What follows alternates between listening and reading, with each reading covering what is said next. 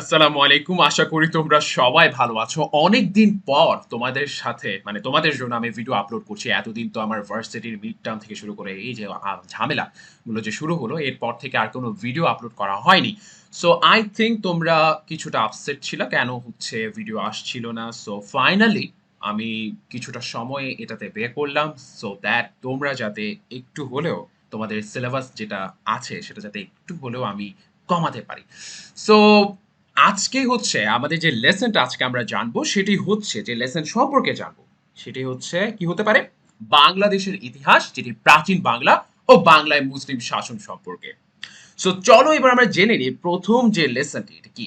So প্রথম যে lesson তো অবশ্যই বাংলাদেশের ইতিহাস যেটি প্রাচীন বাংলা সম্পর্কে আগে আমরা জানবো, এরপর আমরা মুসলিম শাসন সম্পর্কে জানবো। সো প্রথম যে টপিকটি সেটি হচ্ছে বাঙালি জাতির কি বাঙালি জাতির উৎপত্তি, বাঙালি জাতির যে উৎপত্তি হয়েছে এটা কিভাবে। তো সমগ্র বাঙালি জাতিকে যদি দুই ভাগে ভাগ করা যায়, এই দুই ভাগে ভাগ করলে আমরা কি পাই, একটা আর্য জাতি আর একটি হচ্ছে অনার্য জাতি। এখন তোমাদের মনে প্রশ্ন অবশ্যই থাকবে যে আচ্ছা আর্য জাতিরা কারা। আর্য জাতির হচ্ছে ধরো এই যে আমাদের বাংলায় যে এত বিভিন্ন দেশ থেকে, এই যে প্রাচীন যুগে যে বিভিন্ন দেশ থেকে বণিকদের সাম্রাজ্য দখলের জন্য যে বিভিন্ন দেশ থেকে যে জাতিদের যে আগমন, সেটাই হচ্ছে যেমন হচ্ছে আমি যদি বলি যে আর্য জাতিদের মধ্যে আরবরা, তুর্কি, ইরানি, হাবশি, আফগান, মুঘলরা কিন্তু এই বাংলায় কিন্তু এসেছিল। এবং এই যে আর্য জাতিরা তাদেরকেই বলা হচ্ছে আর্য জাতি। এবং এই আর্য জাতিদের আগে কিন্তু আরেকটি জাতি ছিল সেটি হচ্ছে অনার্য জাতি, এবং অনার্য জাতিরা হচ্ছে ইন্দোচীন থেকে আগত জাতি যা অস্ট্রিক জাতি, এবং দক্ষিণ ভারতের আদিম অধিবাসী যাদেরকে বলা হচ্ছে দ্রাবিড় জাতি। সো এই দ্রাবিড় জাতির যে সংমিশ্রণ যখন চলছিল, যে প্রবাহটা যে চলছিল, সে জাতির সাথে আর্যদের, যেমন আর্য যা বলতে এই যে আরব, তুর্কি, হাবশি, আফগানরা যখন এসেছিল, তাদের যে সংমিশ্রণে যে জাতি গড়ে উঠে সেটাই হচ্ছে বাঙালি জাতি। সো আমি তোমাদেরকে যেটা কাজ করব সেই আর্য জাতি কারা এটা জাস্ট আমি একটু লিখে দিব সো দ্যাট তোমাদের যাতে পরবর্তীতে হেল্প হয়। এখানে যদি আমি যা যা বলছি সবগুলো কিন্তু তোমাদেরকে লিখে নিতে হবে, এবং আমি যে সবগুলো যে এখানে যে লিখে দিব তা কিন্তু নয়। সো ভালো মতো শুনতে হবে, এবং আমি কি লিখছি এগুলোও দেখতে হবে ভালো মতো, নোটস গুলো করে নিতে হবে। সো পরবর্তীতে, কারণ তোমাদের এই ক্লাসের পরবর্তী ক্লাস এই অনুযায়ী, এই বেসড এইটার অনুযায়ী তোমাদেরকে এমসিকিউ তোমাদের ভাইবা নেওয়া হবে। So keep that in mind. এবার হচ্ছে আমরা জানবো যে আর্য জাতিরা কারা। সো আমি একটু লিখে দিই যে আরবি, আরব দেশের আরবি। সো এরপরে হচ্ছে তুর্কি, তুর্কি জাতি, অ্যান্ড দেন হচ্ছে ইরানি জাতি, ইরানি, তারপর হচ্ছে হাবশি, হাবশি, তারপর হচ্ছে আফগান, আফগান ও মুঘল। আমি যদি লিখি মুঘল। আই হোপ আমার রাইটিংটা কিন্তু আগে থেকে বেটার হয়েছে। আমি জানি না, তোমরা কমেন্ট বক্সে অবশ্যই জানাবা। ওকে ফাইনালি অনার্য জাতিরা যাদেরকে বলছিলাম যে অস্ট্রিক জাতি, অস্ট্রিক জাতি এবং অস্ট্রিক জাতি ও দ্রাবিড় জাতি, ও দ্রাবিড় জাতি। ওকে ফাইনালি। সো দ্যাট মিনস এই যে মূলত অস্ট্রিক জাতি থেকে কিন্তু বাঙালি জাতির উৎপত্তি। যদি তোমাদেরকে এভাবে বলা হয় যে কোন জাতি থেকে বাঙালি জাতির উৎপত্তি, মূলত অস্ট্রিক জাতি থেকেই বাঙালি জাতির উৎপত্তি। এই যে আমি বললাম যে সংমিশ্রণ যে ঘটেছে, এই যে আর্যরা এসেছে, আর্যের সাথে অনার্যর যে সংমিশ্রণ ঘটেছে, এই জন্য বাঙালি জাতির যে পরিচয় সেটি হচ্ছে সংকর জাতি হিসাবে। সংকর জাতি হিসাবে দ্যাট মিনস ইন্টারমিক্সড নেশন। সো তোমাদের যদি প্রশ্ন করা হয় যে বাঙালি জাতির পরিচয় কি হিসাবে, সেটি হচ্ছে সংকর জাতি হিসাবে। এবং এই যে বাংলার যে আদি জনপদগুলো, আদি যে জনপদগুলো আছে এই জনপদগুলো সম্পর্কে কিন্তু তোমাদেরকে জানানো হবে। পরবর্তীতে আমি আসছি জনপদগুলো গুলো কি কি ছিল। সো এই যে বাংলার যে আদি জনপদগুলো, এই জনপদগুলোর যে জনগোষ্ঠীর যে ভাষা, সে ভাষাটা কি ছিল, সে ভাষাটি হলো অস্ট্রিক। সে ভাষাটা কি, সে ভাষাটাই হচ্ছে অস্ট্রিক জাতি, মানে অস্ট্রিক বা জাতির যে অস্ট্রিক ভাষা সেটি হচ্ছে বাঙালি আদি জনপদগুলোর জনগোষ্ঠীর ভাষা ছিল। সো আই হোপ তোমাদের যদি এবার আমি একটু রিওয়াইন্ড করি নি, কজ এটা করা জরুরি এই জন্য যাতে তোমরা মনে রাখতে পারো। সমগ্র বাঙালি জাতিকে মূলত কয় ভাগে ভাগ করা হয়েছে? কয় ভাগে ভাগ করা হয়েছে? মূলত দুই ভাগে ভাগ করা হয়, একটি হচ্ছে আর্য আর একটি হচ্ছে অনার্য জাতি। এবং বাঙালি জাতির পরিচয় যদি তোমাদেরকে জিজ্ঞেস করা হয় সেটি কি হবে? সংকর জাতি হিসাবে বাঙালি জাতির পরিচয়। এবং বাংলার আদি জনপদগুলোর জনগোষ্ঠীর ভাষা ছিল অস্ট্রিক। তো এরপর আমরা নেক্সট স্লাইডে চলে যাব। এর পরের যে তথ্যটি হলো, সর্বপ্রথম দেশবাচক বাংলা শব্দের ব্যবহার হয় কোথায়? সো এই যে দেশবাচক শব্দ, যেটি দেশবাচক শব্দ, এই যে দেশবাচক শব্দের যে বাংলা শব্দের যে ব্যবহার, এই বাংলা শব্দের ব্যবহার কোথায় হয় সেটি হচ্ছে আবুল ফজলের আইনি আকবরী গ্রন্থে। আবুল ফজল ছিলেন সম্রাট আকবর, যিনি মুঘলের সম্রাট আকবরের কি ছিলেন? সভাকবি ছিলেন। সো এটা পরেও আমি জানবে তোমরা তথ্য, তবু আমি একবার এখানে লিখে দিতে চাচ্ছি, আবুল ফজল ছিলেন সম্রাট আকবরের সভাকবি। সম্রাট আকবরের সভাকবি। সভাকবি ফাইনালি লেখা হয়ে গেল। সো সর্বপ্রথম বঙ্গ নামের যে উল্লেখ পাওয়া যায় এটি কোথায়? এই যে বঙ্গ নামটি, এই বঙ্গ নামটি উল্লেখ কোথায় পাওয়া যায়? এটি হচ্ছে ঐতিরেয় আরণ্যক গ্রন্থে। সর্বপ্রথম যদি জিজ্ঞেস করা হয় সর্বপ্রথম বঙ্গ নামের উল্লেখ পাওয়া যায় কোথায়, সেটি হচ্ছে ঐতিরেয় আরণ্যক গ্রন্থে। সো আরণ্যক গ্রন্থে, অ্যান্ড দেন হচ্ছে আমরা নেক্সট স্লাইডে চলে যাব আরো কিছু ইম্পর্টেন্ট তথ্য আমরা জানার জন্য। শোনা যায় প্রাচীন বাংলায় নাকি 16টির মতো নাম, 16টি মতো জনপদের নাম কিন্তু শোনা যায়। 16টি জনপদের নাম কিন্তু শোনা যায়। কিন্তু এই 16টি জনপদের যে যে মূলত যে জনপদগুলো আজকে আমরা জানবো, যেগুলো তোমাদের ক্যারেট কলেজে আসার কিন্তু সম্ভাবনা বেশি। তো 16টি জনপদ, সবগুলো জনপদের কথা বলা হয়নি এখানে। কিছু সংখ্যক জনপদের কথা এখানে দেয়া আছে, যেগুলো হচ্ছে আমরা জানবো যে এই জনপদগুলোর মধ্যে বর্তমানে কোন কোন অঞ্চল, আমাদের বাংলাদেশের যে অঞ্চল, এই বাংলাদেশের অঞ্চলগুলো কোথায় পড়েছিল, বাংলাদেশ অথবা পশ্চিমবঙ্গের যে অঞ্চলগুলো। সো এই যে প্রাচীন বাংলার যে জনপদের গুলো কথা বলছিলাম, এই যে প্রথমে যেটি হচ্ছে পুন্ড্র। পুন্ড্র হচ্ছে সর্বপ্রাচীন জনপদ বলা হয়। যদি বলা হয়, তোমাদের যদি প্রশ্নে আসে যে প্রাচীন বাংলার সর্বপ্রাচীন, সবচেয়ে প্রাচীন যেটি হচ্ছে সর্বপ্রাচীন জনপদ কোনটি? সর্বপ্রাচীন জনপদটি হচ্ছে পুন্ড্র। এগুলো কিন্তু একেবারে লিখে রাখবে, আমি কিন্তু বারবার বলছি লিখতে হবে, না হলে তোমরা মনে রাখতে পারবে না। সো পুন্ড্র যে অবস্থান এটি কোথায় ছিল? এটি হচ্ছে বৃহত্তর বগুড়া, রাজশাহী, রংপুর ও দিনাজপুর অঞ্চলে এটির অবস্থান ছিল। এখন আমরা দেখব এই যে বঙ্গের অবস্থানটি কোথায় ছিল। বাংলাদেশের দক্ষিণ ও দক্ষিণ পূর্ব অংশে নির্দিষ্ট এলাকায় কিন্তু এই যে বঙ্গের কিন্তু অবস্থান ছিল। তোমরা দেখতে পাচ্ছ নিশ্চয়ই এই যে ম্যাপের মধ্যে বঙ্গ তোমরা দেখতে পাচ্ছ, এই যে বঙ্গ, ঢাকা তোমরা দেখতে পাচ্ছ, এখানে চন্দ্রদ্বীপ, বরিশালের কথা বলা হচ্ছে। সো এই যে এই পুরোটি হচ্ছে, যদি বলা হয় যে বৃহত্তর ঢাকা, তো পুরোটি বৃহত্তর ঢাকার অবস্থানটাই ছিল কিন্তু, ওটাকে কিন্তু বলা হতো বঙ্গ। বৃহত্তর ঢাকা, বঙ্গের যে অবস্থান ছিল সেটি হচ্ছে বৃহত্তর ঢাকা অংশের কিছু জায়গায়, দক্ষিণ পূর্ব অংশের এবং দক্ষিণ অংশের কিছু জায়গায়। সো এবার আমরা জানবো যে সমতট তোমরা এখানে ম্যাপে দেখতে পাচ্ছ যে সমতট, যে আমরা চট্টগ্রাম হরিকেল তো এখানে আছে। তো সমতটের যে অবস্থান এটি কোথায়? এটি হচ্ছে বৃহত্তর কুমিল্লা ও নোয়াখালী। বৃহত্তর কুমিল্লা ও নোয়াখালীকে একসঙ্গে বলা হয় সমতট। তো এই যে সমতটের রাজধানী কোনটি ছিল? সমতটের রাজধানী ছিল বড়কামতা। সরি, সো রাজধানী ছিল বড়কামতা।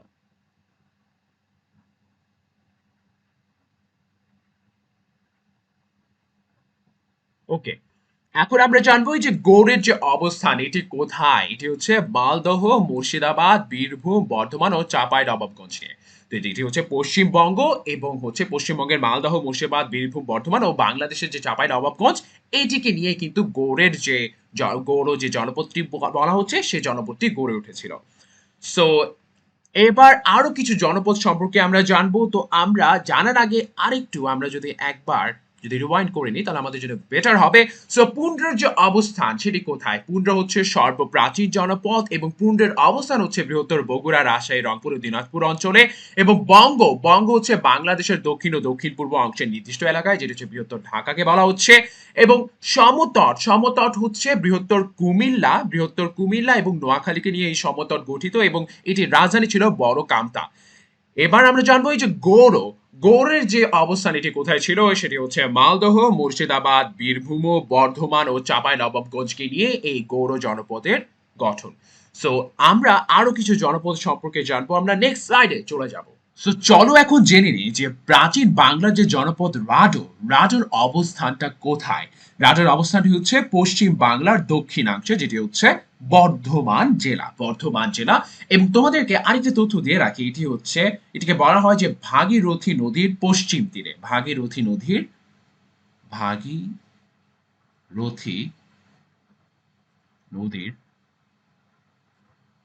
পশ্চিম তীরে, পশ্চিম তীরে ভাগীরথী নদীর পশ্চিম তীরে এটি কিন্তু রাজের যে অবস্থান। তোমরা তো অবশ্যই দেখতে পাচ্ছ, এর আগে আমি কিন্তু বঙ্গটা দেখাতে পারিনি, যে বঙ্গর যে অবস্থানটি তোমরা এখানে দেখতে পাচ্ছ, এখানে ঢাকা কিন্তু এদিকে পড়েছিল। সো ঢাকা এন্ড এখানের মধ্যে যে আমরা যে বঙ্গ, বৃহত্তর ঢাকা যে বলা হচ্ছে, একেবারে এখান থেকে শুরু করে পিঙ্ক কালারের যে মার্কটা তোমরা দেখতে পাচ্ছ, এটি হচ্ছে যে বঙ্গ, বাংলাদেশের দক্ষিণাংশ ও দক্ষিণ পূর্ব অংশের কিছু এলাকা মিলে এ বঙ্গের অবস্থান। এবং এরপরে আমরা জানবো যে হরিকেলের যে অবস্থান এটি কোথায়। চলো একটু ম্যাপে দেখে নিই যে হরিকেল তোমরা দেখতে পাচ্ছ। এখানে কিন্তু তোমরা যে মনে করো না যে এই সবুজের অংশ যেটি দেখতে পাচ্ছ এটি কিন্তু হরিকেলের মধ্যেই পড়েছে। দ্যাট মিনস এই যে সিলেট, এখানে কিন্তু সিলেট এবং চট্টগ্রাম এবং চট্টগ্রামের যে পার্বত্য অঞ্চলগুলো এখানের মধ্যেই পড়েছে। সো সিলেট এবং চট্টগ্রাম ও পার্বত্য চট্টগ্রাম মিলে কিন্তু এটির অবস্থান ছিল হরিকেলের। এবং যেটা তোমাদেরকে দেখাচ্ছি ম্যাপের মধ্যে, যে সবুজ একটু লাইট গ্রিন যেটি দেখতে পাচ্ছ, এবং একেবারে ডিপ গ্রিন কালারের মধ্যে যে সমন্বয় তোমরা দেখতে পাচ্ছ, এইটাই হচ্ছে হরিকেল। সো এবার আমরা জেনে নিব যে বাকেরগঞ্জ যেটি, এটির অবস্থানটি কোথায়। চলো একটু দেখে নিই এখানে বাকেরগঞ্জ আছে কিনা। না, এখানে নেই, বলা নেই, এখানে ম্যাপে উল্লেখ নেই যে ছবিটা আমি দিয়েছি। বাট বাকেরগঞ্জ যেটি, এটা হচ্ছে বরিশাল, এবং বরিশালটা আমরা জানি যে এখানে বরিশাল এবং হচ্ছে খুলনা অ্যান্ড হচ্ছে খুলনা বাগেরহাটের সম্মিলিত অবস্থায়, যেটি হচ্ছে সমন্বয়ে কিন্তু এই বাকেরগঞ্জ মানে অবস্থানটি ছিল, বাকেরগঞ্জের অবস্থানটি। সো বরিশাল, খুলনা এবং বাগেরহাট মিলে ছিল বাকেরগঞ্জ। এবং বরেন্দ্রের যে অবস্থান এটি কোথায়? বরেন্দ্রের অবস্থানটি হচ্ছে গঙ্গা ও কোথায়? গঙ্গা ও করতোয়ার মধ্যবর্তী অঞ্চলে। অবস্থানটি হচ্ছে বরেন্দ্র। সো এবার যদি আমরা একবার রিওয়াইন্ড করে নিই তাহলে কিন্তু আমাদের জিনিসটা মনে থাকে। সো চলো আমরা জেনে নিই যে রাডুর যে এটির অবস্থান কোথায় ছিল, পশ্চিম বাংলার দক্ষিণাংশ, যেটি হচ্ছে বর্ধমান জেলা। এবং আরেকটি তথ্য যেটা দিয়েছিলাম যে ভাগীরথী নদীর পশ্চিম তীরে।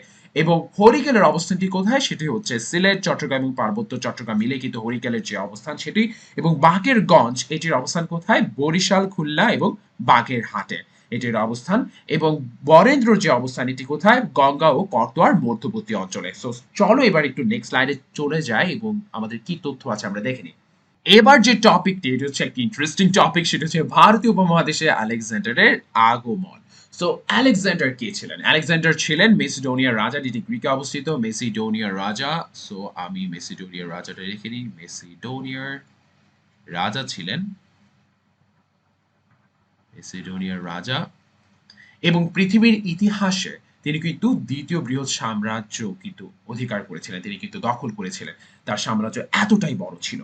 সো এবং তাকে বলা হয় ইতিহাসের অন্যতম সফল সেনানায়ক।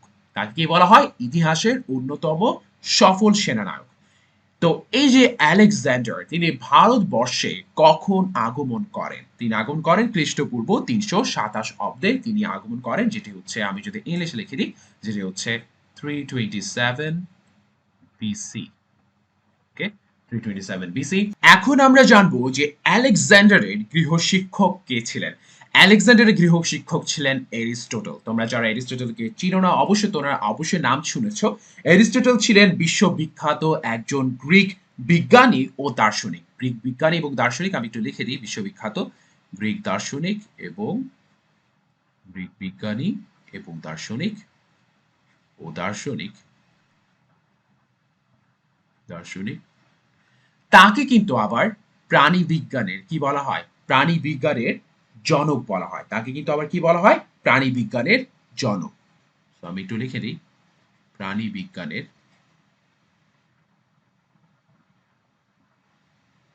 জনক বলা হয় তাকে। সো এবার যদি আমরা একটু জেনে নিই যে আলেকজান্ডারের যিনি প্রধান সেনাপতি উনি কে ছিলেন। আলেকজান্ডারের প্রধান সেনাপতি ছিলেন সেলিওকাস। আলেকজান্ডারের প্রধান সেনাপতি কে ছিলেন? তিনি হচ্ছেন সেলিওকাস। সো এবার যদি আমরা একবার রিওয়াইন্ড করে নিই তাহলে হচ্ছে আমরা কি দেখতে পাচ্ছি? সো ফর ওকে, আলেকজান্ডারের ভারতবর্ষে আগমন করেন কখন? ভারতবর্ষে আগমন করেন খ্রিস্টপূর্ব ৩২৭ অব্দে এবং আলেকজান্ডারের যিনি গৃহ শিক্ষক ছিলেন তিনি হচ্ছেন এরিস্টটল। তিনি হচ্ছেন একজন গ্রিক বিজ্ঞানী ও দার্শনিক, হচ্ছে ফিলোসফার। অ্যান্ড আলেকজান্ডারের প্রধান সেনাপতি ছিলেন কে? তিনি ছিলেন সেলিওকাস। সো আমরা এবার নেক্সট টপিকে চলে যাব, দেখি কি আছে আমাদের যে নেক্সট টপিক, কি ইন্টারেস্টিং টপিক। সো এবার আমাদের যে টপিকটি হচ্ছে বাংলায় মৌর্য যুগ সম্পর্কে, যেটি হচ্ছে মৌর্য ডাইনেস্টি যেটা বলা হচ্ছে।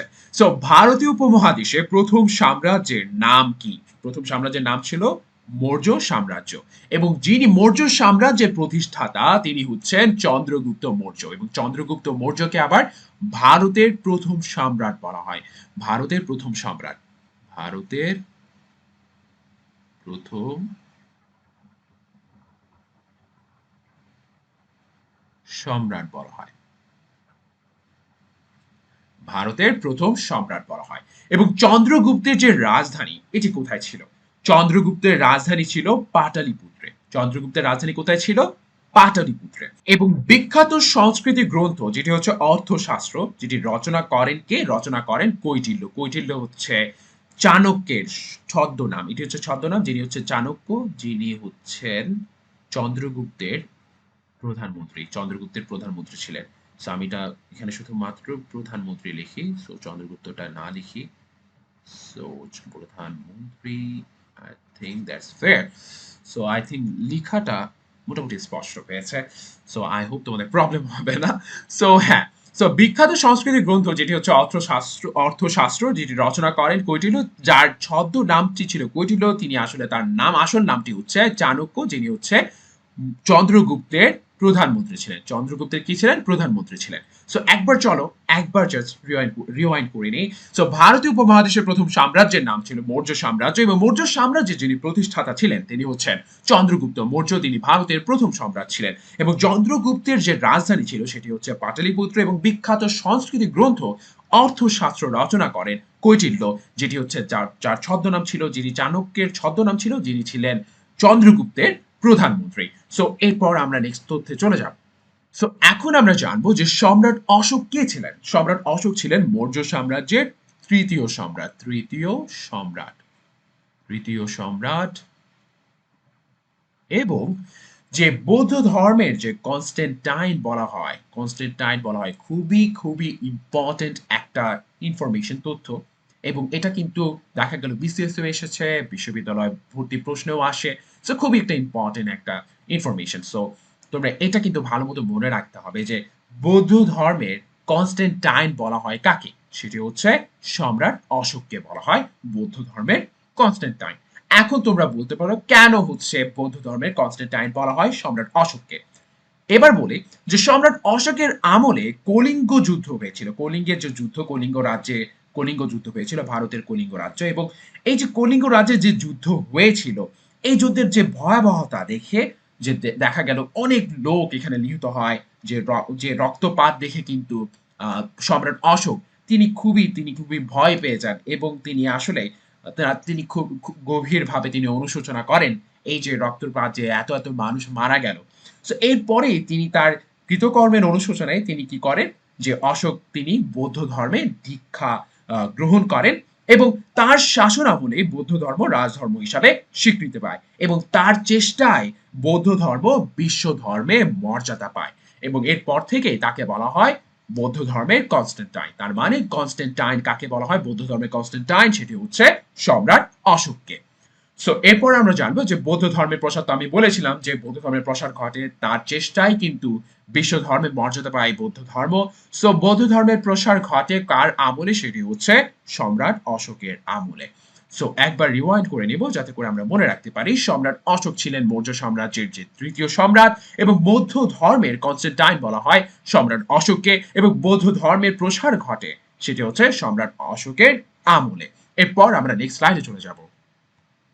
এবার আমাদের টপিকটি হচ্ছে গুপ্ত বংশ সম্পর্কে। সো তোমাদের যদি এভাবে কোনো কোয়েশ্চেন আসে যে ভারতীয় উপমহাদেশে যে ভারতের যে ইতিহাসে ভারতের ইতিহাসে যে কোন যুগকে স্বর্ণযুগ বলা হয়, স্বর্ণযুগ হিসাবে খ্যাত, সেটি হচ্ছে গুপ্ত সাম্রাজ্য এবং গুপ্ত সাম্রাজ্যের যে প্রতিষ্ঠাতা তিনি হচ্ছেন প্রথম চন্দ্রগুপ্ত। তিনি কে? প্রথম চন্দ্রগুপ্ত ছিলেন গুপ্ত সাম্রাজ্যের প্রতিষ্ঠাতা এবং গুপ্ত সাম্রাজ্যের যিনি শ্রেষ্ঠ রাজা ছিলেন তিনি হচ্ছেন সমুদ্রগুপ্ত এবং সমুদ্রগুপ্তকে বলা হয় যে ভারতের ইতিহাসের অন্যতম শ্রেষ্ঠ সামরিক শাসক। ভারতের ইতিহাসের অন্যতম শ্রেষ্ঠ সামরিক শাসক। আমি এখানে লিখে দেব যে শ্রেষ্ঠ সামরিক শাসক। সো তাকে বলা হয়, যদি বলা হয় যে এরকম যদি প্রশ্ন আসে যে ভারতীয় ইতিহাসে যে সবচেয়ে শ্রেষ্ঠ সামরিক শাসক কে ছিলেন, সেটি হচ্ছে সমুদ্রগুপ্ত। সো এবার আমরা জানবো যে প্রাচীন ভারতে নেপোলিয়ন বলা হয় কাকে। প্রাচীন ভারতে নেপোলিয়ন বলা হয় সমুদ্রগুপ্তকে। এখন তোমাদের প্রশ্ন জাগতে পারে, আচ্ছা নেপোলিয়ন কে ছিলেন? নেপোলিয়ন ছিলেন ফ্রান্সের সম্রাট এবং সমুদ্রগুপ্তকে নেপোলিয়ন এই জন্যই বলা হচ্ছে যে প্রাচীন ভারতে নেপোলিয়ন এই জন্যই বলা হচ্ছে কারণ নেপোলিয়ন তার আমলে কিন্তু তিনি যখন ফ্রান্সের সম্রাট ছিলেন তিনি কিন্তু ইউরোপের বিভিন্ন দেশ তিনি কিন্তু জয় করেছিলেন। সেভাবেই সমুদ্রগুপ্ত কিন্তু বাংলার বিভিন্ন রাজ্য কিন্তু তিনি জয় করেছিলেন, অনেকগুলো রাজ্য, তাই তাকে প্রাচীন ভারতের নেপোলিয়ন বলা হয়। সো এবার আমরা জানবো যে চীনা পর্যটক যে ফা হিয়েন ভারতে আসেন কখন। তিনি আসেন দ্বিতীয় চন্দ্রগুপ্তের সময়। ফা হিয়েন আসেন দ্বিতীয় চন্দ্রগুপ্তের সময় এবং চীনের যিনি এই যে ফা হিয়েন যার কথা বলছি তিনি একমাত্র চৈনিক তীর্থযাত্রী যিনি ভারতে প্রথম আসেন, ভারতে তিনি প্রথম পা রাখেন, যিনি হচ্ছেন একমাত্র তীর্থযাত্রী হিসেবে বা একমাত্র যেটি বলছিলাম যে পর্যটক হিসাবে। চীনা পর্যটক ফা হিয়েন ভারতে আসেন দ্বিতীয় চন্দ্রগুপ্তের সময়। সো এবার যদি আমরা একবার রিওয়াইন্ড করে নিই তাহলে আমরা কি দেখতে পাচ্ছি, গুপ্ত সাম্রাজ্যের প্রতিষ্ঠাতা হলেন প্রথম চন্দ্রগুপ্ত এবং গুপ্ত সাম্রাজ্যের শ্রেষ্ঠ রাজা ছিলেন সমুদ্রগুপ্ত, যিনি হচ্ছেন শ্রেষ্ঠ ভারতের যে যদি বলা হয় যে ভারতের শ্রেষ্ঠ সামরিক শাসক কে ছিলেন তিনি হচ্ছেন সমুদ্রগুপ্ত। এবং প্রাচীন ভারতের নেপোলিয়ন বলা হয় কাকে, তিনি হচ্ছেন সমুদ্রগুপ্ত এবং চীনা পর্যটক ফা হিয়েন ভারতে আসেন দ্বিতীয় চন্দ্রগুপ্তের সময়। সো এরপর আমরা নেক্সট তথ্যে চলে যাব। সো এবারে আমরা জানবো গৌড় বংশ সম্পর্কে। সো গৌড় রাজ্যের যিনি শক্তিশালী রাজা ছিলেন তিনি কে ছিলেন, তিনি হচ্ছেন রাজা শশাঙ্ক। শশাঙ্ককে কিন্তু বলা হতো মহাসামন্ত বলা হতো এবং তিনি কিন্তু রাজা ধীরাজ উপাধিও গ্রহণ করেছিলেন, রাজা ধীরাজ উপাধি। সো রাজা ধীরাজও তাকে বলা হতো। সো এই যে স্বাধীন গৌড় রাজ্যের যে রাজধানী ছিল সেটি কোথায় ছিল, সেটি হচ্ছে কর্ণ সুবর্ণে। স্বাধীন রাজ্যের যে গৌড় রাজধানী ছিল সেটি হচ্ছে কর্ণ সুবর্ণ এবং প্রাচীন বাংলার যে জনপদগুলো, এই যে আমরা এগুলো জনপদগুলো পড়লাম বঙ্গ, হরিকেল, রাডো, গৌড়, পুন্ড্র। সো এই জনপদগুলোকে একত্রিত করে গৌড় নাম করেন, গৌড় নামে একত্রিত করেন কে, তিনি হচ্ছেন রাজা শশাঙ্ক। সো এবার যদি আমরা একবার রিওয়াইন্ড করে নিই তাহলে আমরা কি দেখতে পাচ্ছি, গৌড় রাজ্যের যিনি শক্তিশালী রাজা ছিলেন তিনি হচ্ছে শশাঙ্ক এবং তার যে উপাধি ছিল সেটি হচ্ছে মহাসামন্ত এবং রাজা ধীরাজও তাকে বলা হতো। তো এবং স্বাধীন গৌড় রাজ্যের যে রাজধানী ছিল সেটি হচ্ছে কর্ণ সুবর্ণ এবং প্রাচীন বাংলার জনপদগুলোর যে গৌড় নামে যে যিনি একত্রিত করেন তিনি হচ্ছেন রাজা শশাঙ্ক। সো এরপর আমরা নেক্সট স্লাইডে চলে যাই। তোমাদের ক্যাডেট কলেজে যদি এরকম যদি ক্যাডেট কলেজে ভর্তি পরীক্ষায় এরকম ধরনের যদি প্রশ্ন আসে যে বাংলার দীর্ঘস্থায়ী রাজবংশ কোনটি ছিল, বাংলার দীর্ঘস্থায়ী রাজবংশীটি ছিল কোনটি, পাল বংশ, এবং আমরা এখন পাল বংশ সম্পর্কে জানবো। সো পাল বংশের যিনি প্রতিষ্ঠাতা, তিনি কে? পাল বংশের প্রতিষ্ঠাতা হলেন গোপাল পাল, এবং পাল বংশের যাকে শ্রেষ্ঠ রাজা বলা হয় তিনি হচ্ছেন ধর্মপাল। এবং এই যে সোমপুর বিহার তোমরা যে দেখতে পাচ্ছ এই যে ছবিটিতে, এই যে সোমপুর বিহার যেটি হচ্ছে বাংলাদেশের নওগাঁ জেলায় অবস্থিত, নওগাঁর পাহাড়পুরে অবস্থিত এটি, পাহাড়পুরে, পাহাড়পুরে অবস্থিত। সো এই যে সোমপুর বিহার যিনি প্রতিষ্ঠা করেন তিনি কে? তিনি হচ্ছেন ধর্মপাল, যিনি হচ্ছেন পাল বংশের শ্রেষ্ঠ রাজা। এবং বাংলা ভাষার যেটি হচ্ছে আদি নিদর্শন, বাংলা ভাষার আদি নিদর্শন চর্যাপদ, এরকম যদি কোনো কোয়েশ্চেন আসে এটা কিন্তু খুব ইম্পর্টেন্ট, যে বাংলা ভাষার আদি নিদর্শন চর্যাপদ রচিত হয় কোন আমলে? সেটি হচ্ছে পাল বংশের আমলে। সো এবার যদি আমরা একবার রিওয়াইন্ড করে নিই তাহলে হচ্ছে আমাদের কিন্তু মনে থাকবে বেশি। সো পাল বংশের প্রতিষ্ঠাতা হলেন কে? তিনি হচ্ছেন গোপাল পাল, এবং পাল বংশের যিনি শ্রেষ্ঠ রাজা তিনি হচ্ছেন ধর্মপাল, এবং সোমপুর বিহার প্রতিষ্ঠা করেন তিনি হচ্ছেন ধর্মপাল, এবং বাংলা ভাষার যেটি হচ্ছে আদি নিদর্শন চর্যাপদ রচিত হয় পাল বংশের আমলে। সো আমরা এখন নেক্সট স্লাইডে চলে যাব। সো এবার আমাদের যে টপিকটি সেটি হচ্ছে সেন বংশ সম্পর্কে।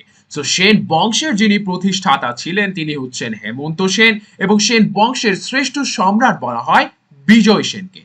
বাংলার শেষ হিন্দু রাজা কে ছিলেন? তিনি হচ্ছেন লক্ষণ সেন, এবং লক্ষণ সেন পরাজিত হন কার কাছে? 1204 সালে, 1204 সালে ইখতিয়ার উদ্দিন মোহাম্মদ বিন বখতিয়ার খিলজি, বখতিয়ার খিলজি, আমি একটু লিখবো, বখতিয়ার খিলজি, বখতিয়ার খিলজি, ইখতিয়ার উদ্দিন মোহাম্মদ বিন বখতিয়ার খিলজি 1204 সালে তাকে পরাজিত তাকে পরাজিত করে, তাকে পরাজিত করেন, এবং ইখতিয়ার উদ্দিন মোহাম্মদ বিন বখতিয়ার খিলজির হাতে পরাজিত হয়ে মাত্র 18 জন সৈন্য অশ্বরোহীকে নিয়ে কিন্তু তিনি আক্রমণ করেছিলেন লক্ষণ সেনের প্রাসাদে। এবং 1204 সালে মাত্র এই যে 18 জন অশ্বরোহীকে নিয়ে তিনি কিন্তু বাংলা বিজয় করেছিলেন, এবং তিনি হচ্ছেন বাংলায় প্রথম মুসলিম শাসন প্রতিষ্ঠা করেন। বাংলায় তিনি বাংলা বিজয় করেন, বাংলা বিজয় করেন। আমি যদি এখানে বাংলা বিজয় জাস্ট একটু বাংলা বিজয় করেন, সো এখানে একটু লিখে দেব বাংলা বিজয় করেন। সো এখানে ওকে। সো এবার যদি একবার আমরা রিওয়াইন্ড করে নিই তাহলে আমরা দেখতে পাচ্ছি সেন বংশের প্রতিষ্ঠাতা ছিলেন হেমন্ত সেন, সেন বংশের শ্রেষ্ঠ সম্রাট ছিলেন বিজয় সেন, এবং বাংলার শেষ হিন্দু রাজা ছিলেন লক্ষণ সেন, যাকে 1204 সালে বখতিয়ার খিলজি তাকে পরাজিত করেন, এবং বখতিয়ার খিলজি তাকে পরাজিত করার মাধ্যমে বাংলায় প্রথম মুসলিম শাসন প্রতিষ্ঠা করেন এবং বাংলা বিজয় করেন তিনি। সো এবার হচ্ছে আমরা আমাদের নেক্সট টপিকে বা নেক্সট লেসনে চলে যাব। এখন আমাদের যে টপিকটি সেটি হচ্ছে বাংলায় মুসলিম শাসন প্রতিষ্ঠা এবং বখতিয়ার খিলজি। এই যে আমি বখতিয়ার খিলজির যে ব্যাপারে বললাম যে 1204 সালে তিনি লক্ষণ সেনকে পরাজিত করে তিনি বাংলায় মুসলিম শাসন প্রতিষ্ঠা করেন। সো তার মাধ্যমে কিন্তু মুসলিম শাসন প্রতিষ্ঠা শুরু হয়, মুসলিম শাসন যে শুরু হয় তার মাধ্যমে। সো বখতিয়ার খিলজি তিনি কে ছিলেন? বখতিয়ার খিলজি ছিলেন আফগানিস্তানের তুর্কি সেনাপতি, এবং তিনি প্রথম মুসলিম যিনি বাংলা ও বিহার জয় করেন, বাংলা ও বিহার জয় করেন। প্রথম মুসলিম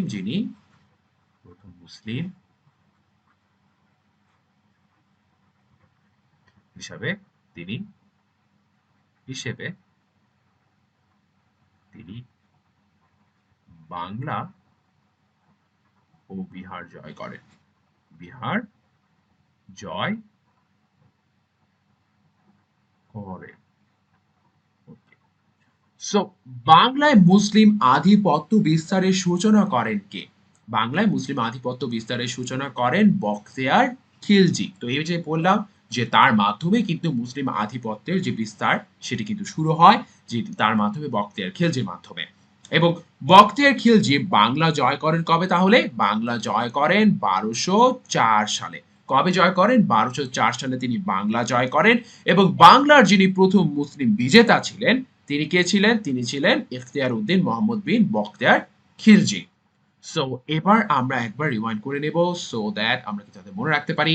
বখতিয়ার খিলজি ছিলেন আফগানিস্তানের তুর্কি সেনাপতি। তিনি হচ্ছেন প্রথম মুসলিম যিনি তিনি বাংলা ও বিহার জয় করেন এবং বাংলায় মুসলিম আধিপত্য বিস্তারের সূচনা করেন বখতিয়ার খিলজি। এবং বখতিয়ার খিলজি বাংলা জয় করেন 1204 সালে। বাংলার প্রথম মুসলিম বিজেতা ছিলেন বখতিয়ার খিলজি। সো আমরা এখন নেক্সট স্লাইডে চলে যাব। তো এবার আমরা জানবো বাংলায় স্বাধীন সুলতানি যুগ সম্পর্কে। এবং এই যে স্বাধীন সুলতানি যুগ, এটা কখন এটা শুরু হয়েছিল, সেটি হচ্ছে 1338 সাল থেকে 1538 সাল পর্যন্ত। 1538 সাল পর্যন্ত কিন্তু প্রায় কত বছর, 200 বছর কিন্তু এই যে বাংলায় যে স্বাধীন সুলতানি যুগ, এটা কিন্তু বজায় ছিল। এবং বাংলার প্রথম স্বাধীন সুলতানি যে যুগের যে সূচনা করেন তিনি কে ছিলেন? তিনি হচ্ছেন ফখরুদ্দীন মোবারক শাহ। ফখরুদ্দীন মোবারক শাহ ছিলেন এবং তাকেও কিন্তু আবার বলা হয় যে বাংলার তিনি প্রথম স্বাধীন সুলতান। বাংলার প্রথম স্বাধীন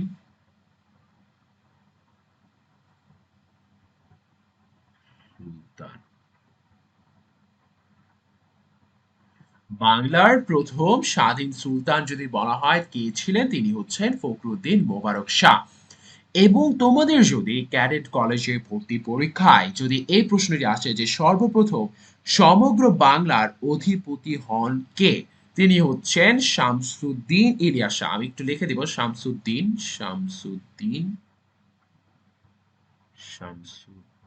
ইলিয়াস শাহ।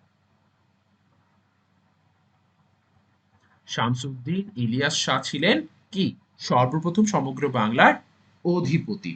এবং শামসুদ্দিন ইলিয়াস শাহকে আবার বলা হয়, যদি তোমাদের এইভাবেও যদি প্রশ্ন আসে যে অবিভক্ত অবিভক্ত বাংলার প্রথম মুসলিম স্বাধীন সুলতান কে ছিলেন, তিনি হচ্ছেন শামসুদ্দিন ইলিয়াস শাহ। অবিভক্ত, দ্যাট মিনস আনডিভাইডেড।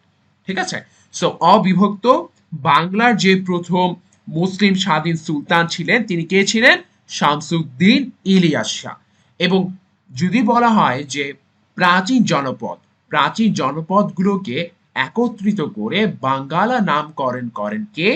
বাঙ্গালা নামকরণ করেন ইলিয়াস শাহ। শামসুদ্দিন ইলিয়াস শাহ তিনি হচ্ছেন প্রাচীন জনপদগুলোকে একত্রিত করে বাঙ্গালা নামকরণ করেন। সো আমরা যদি একবার রিমাইন্ড করে নিই তাহলে দেখতে পাচ্ছি যে বাংলার প্রথম স্বাধীন সুলতানি যুগের সূচনা করেন ফখরুদ্দীন মোবারক শাহ, যাকে আবার বলা হয় বাংলার প্রথম স্বাধীন সুলতানও বলা হয়। এবং সর্বপ্রথম যে সমগ্র বাংলার অধিপতি হন কে, তিনি হচ্ছেন শামসুদ্দিন ইলিয়াস শাহ। এবং প্রাচীন জনপদগুলোকে একত্রিত করে বাঙ্গালা নাম করেন ইলিয়াস শাহ। প্রাচীন জনপদগুলোকে একত্রিত করে বাঙ্গালা নামকরণ করেন কে? ইলিয়াস শাহ, শামসুদ্দিন ইলিয়াস শাহ। সো এরপর আমরা নেক্সট স্লাইডে চলে যাব। এখন আমরা জানবো যে সুলতানি আমলে যে বাংলার যে রাজধানী, বাংলার যে এককালী রাজধানী ছিল সেটি হচ্ছে গৌড়। এবং গৌড়ের যে অবস্থান, এটি তোমাদেরকে আগেও বলেছি যে গৌড়ের যে অবস্থান এটি হচ্ছে ভারতের পশ্চিমবঙ্গ রাজ্যের মালদা জেলায় কিছুটা অংশ পড়েছে ভারতের পশ্চিমবঙ্গ। আমি এখানে জাস্ট লিখে দেব পশ্চিমবঙ্গের কিছু অংশ কিন্তু পশ্চিমবঙ্গের যে রাজ্যের যে পশ্চিমবঙ্গের যে রাজ্য, পশ্চিমবঙ্গের রাজ্য মালদার কিছু অংশ, মালদা জেলার কিছু অংশ, বাংলা জেলায় বলতে গেলে পুরোপুরি অংশ যেটি পড়েছে সেটি কিন্তু গৌড় রাজ্যের যে অংশ সেটি হচ্ছে পশ্চিমবঙ্গের রাজ্য মালদা জেলায়। এবং কিছু অংশ পড়েছিল সেটি হচ্ছে বাংলাদেশের চাঁপাই নবাবগঞ্জে। কিছু অংশ পড়েছিল চাঁপাই নবাবগঞ্জ, চাঁপাই নবাবগঞ্জ, নবাবগঞ্জ। আমি জাস্ট এখানে লিখে দেবো গঞ্জটা। ওকে, হ্যাঁ, চাঁপাই নবাবগঞ্জ। সো এবার আমরা জানবো যে গৌড়ের যে সোনা মসজিদ এটি কার আমলে নির্মিত হয়। গৌড়ের সোনা মসজিদ এটি কার আমলে নির্মিত হয়, সেটি হচ্ছে সুলতান আলাউদ্দিন হোসেন শাহর আমলে কিন্তু এটি নির্মিত হয়। যে তোমরা দেখতে পাচ্ছ যে গৌড়ের যে ছোট সোনা যে মসজিদটি এটি হচ্ছে এটি গৌড়ের ছোট সোনা মসজিদ, যেটি বাংলাদেশের অন্যতম প্রাচীন মসজিদ, যেটি চাঁপাই নবাবগঞ্জ জেলায় অবস্থিত। আমি এখানে লিখে দিতে পারি চাঁপাই নবাবগঞ্জ, চাঁপাই নবাবগঞ্জে অবস্থিত,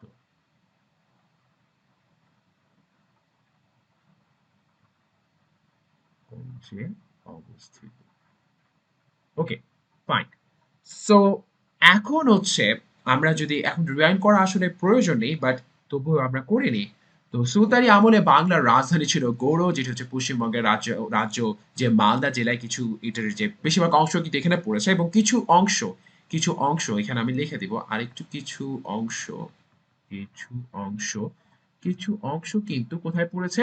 কিছু অংশ আমি এখানে একটু মুছে দিয়ে আবার একটু লিখে দিব যে কিছু অংশটি, না হলে হচ্ছে তোমাদের বুঝতে একটু সমস্যা হয়ে যাবে।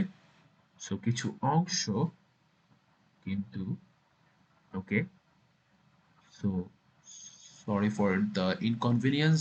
So okay, fine. সো এবং কিছু অংশ চাঁপাইনবাবগঞ্জে পড়েছিল। সো গৌড়ের যে সোনা মসজিদ এটি কার আমলে নির্মিত হয়? সেটি হচ্ছে সুলতান আলাউদ্দিন হোসেন শাহর আমলে। সো এরপর আমরা নেক্সট স্লাইডে চলে যাই। এখন আমরা জানবো যে মুঘল সাম্রাজ্য সম্পর্কে, এবং এই যে মুঘল সাম্রাজ্য এটি গোড়াপত্তন কখন হয়েছিল?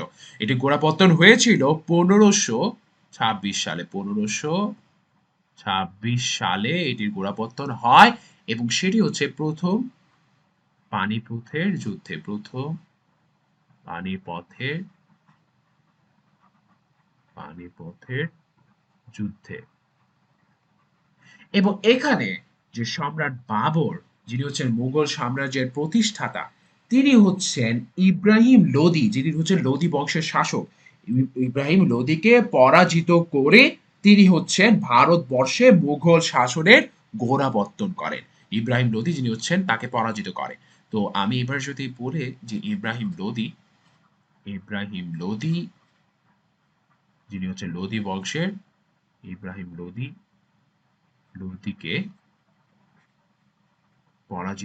ইব্রাহিম লোদিকে পরাজিত করেন।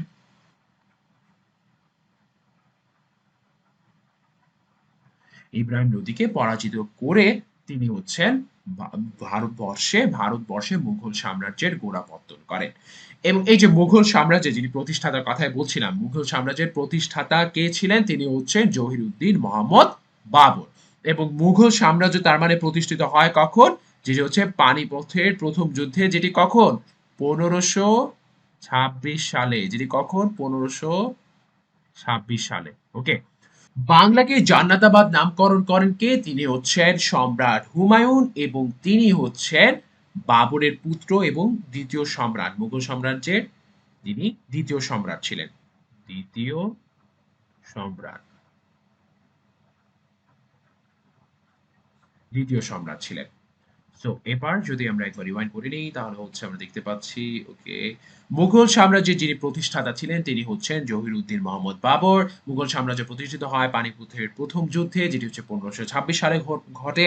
এবং বাংলাকে জানাতাবাদ নামকরণ করেন সম্রাট হুমায়ুন, যিনি হচ্ছেন মুঘল সাম্রাজ্যের দ্বিতীয় সম্রাট। সো এরপর আমরা নেক্সট তথ্যে চলে যাব। সো এবার হচ্ছে মুঘল সাম্রাজ্যের যিনি শ্রেষ্ঠ সম্রাট ছিলেন তিনি হচ্ছেন সম্রাট আকবর, এবং সম্রাট আকবরকে আবার ভারতবর্ষের শ্রেষ্ঠ শাসকও বলা হয়। ভারতবর্ষের শ্রেষ্ঠ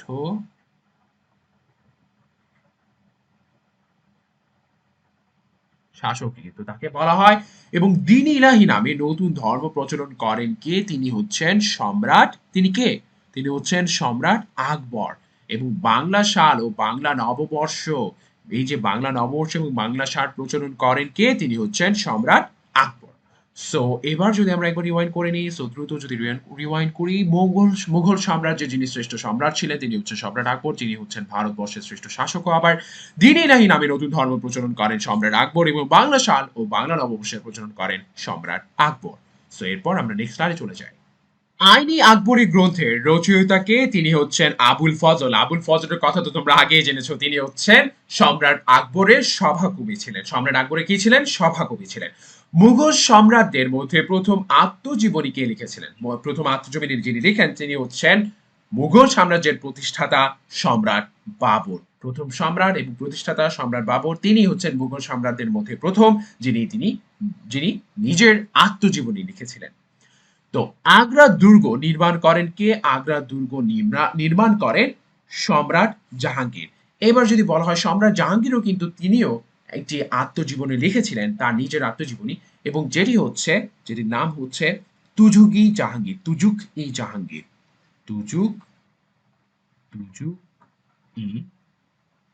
জাহাঙ্গীর।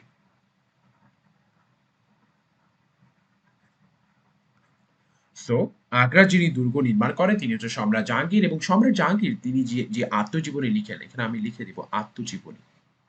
সো আত্মজীবনী,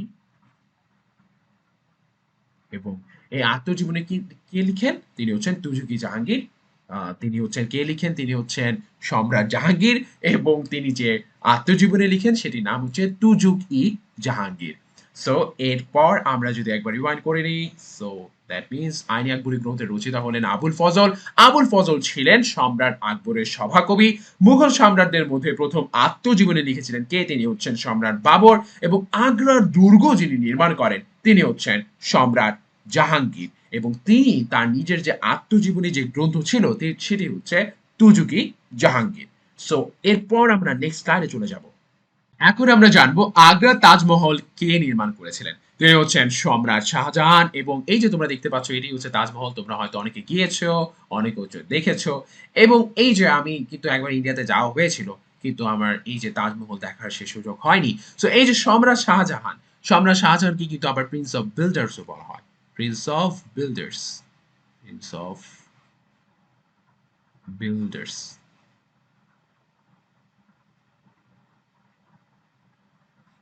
কমেন্ট করে অবশ্যই জানাবা যে আমার বাংলা লেখা ভালো নাকি ইংলিশ লেখা ভালো। কোনটাই ভালো না আমি জানি, কমেন্ট এটাই আসবে। সো মুঘল সাম্রাজ্যের শেষ সম্রাট কে ছিলেন?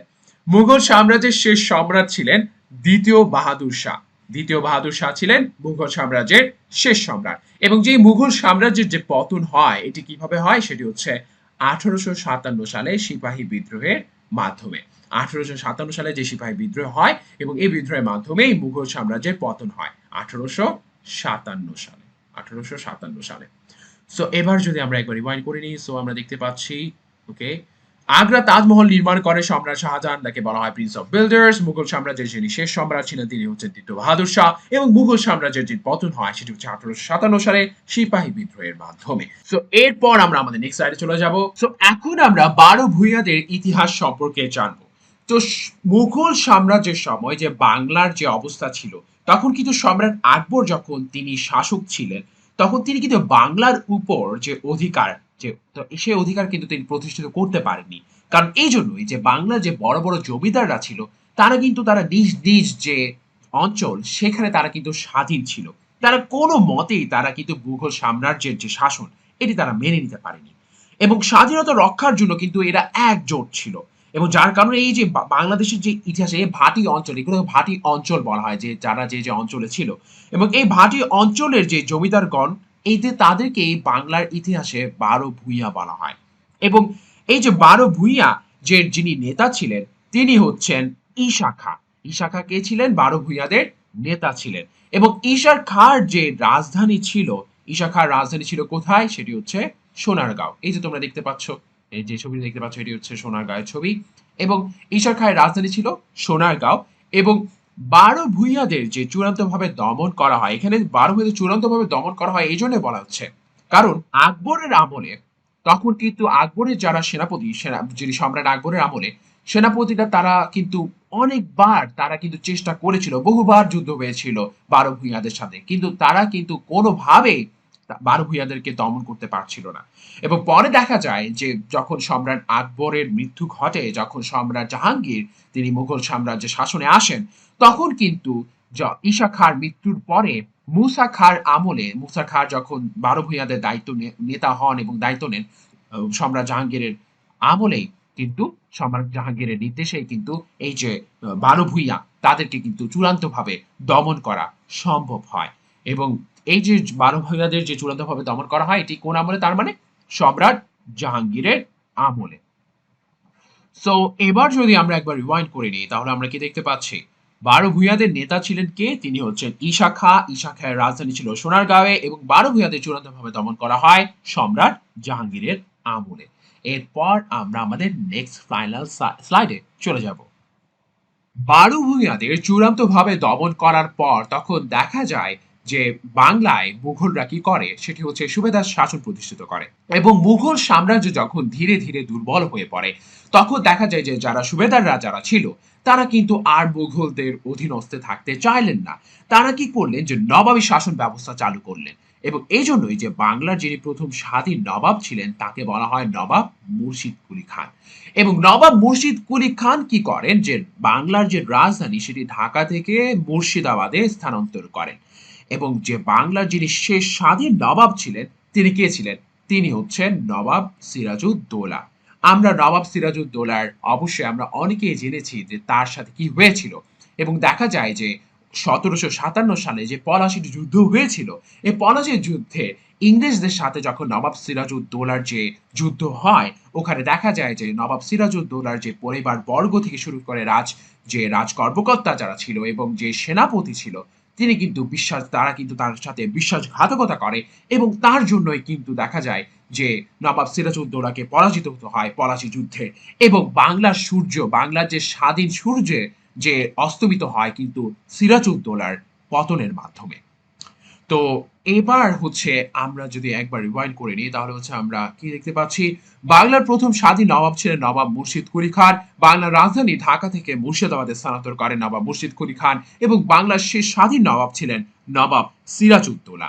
তো আজকে হয়তো তোমাদেরকে আমি বোঝাতে পেরেছি যে বাংলাদেশের যে ইতিহাস সেটি হচ্ছে প্রাচীন বাংলা এবং বাংলায় মুসলিম শাসন সম্পর্কে তোমাদেরকে আমি যেসব ইম্পর্টেন্ট তথ্যগুলো যেগুলো তোমাদের ক্যাডেট কলেজে ভর্তি পরীক্ষা আসতে পারে তো আমি চেষ্টা করেছি ওগুলো আলোচনা করার। তো আই হোপ তোমাদের এখানে কোনো সমস্যা থাকবে না এন্ড কোনো যদি সমস্যা থাকে অবশ্যই আমাকে কমেন্ট বক্সে জানাবে। তো আজকে এতটুকুই। Thanks for learning with me, I enjoy learning with you. আল্লাহ হাফেজ।